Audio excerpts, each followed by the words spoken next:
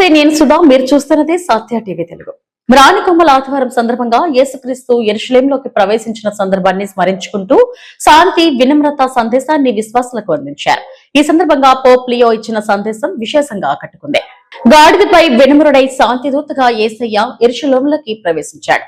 కత్తిని పట్టిన వారు కత్తితోనే నశిస్తారని ఆయన బోధించాడు. యుద్ధాలు చేసేవారి ప్రార్థనలను యేసయ్య వినడం, రక్తపాతం సృష్టించే చేతులు ఆయనకు సమీపించలేవు. అలాంటి వారికి ఆయన సమాధానం కూడా ఇవ్వడం, మౌనంగా భరించడం ద్వారానే హింసకు వ్యతిరేకంగా తన నిరసనను తెలియజేస్తాడు. ఆయన ముందు హింస గెలవదు. ఆయన తీసుకొచ్చిన శాంతి మాత్రమే చివరికి విజయం సాధిస్తుంది. ఈ సందేశం ద్వారా ప్రపంచానికి శాంతి, ప్రేమ, సహనమే నిజమైన మార్గమని గుర్తు చేశారు.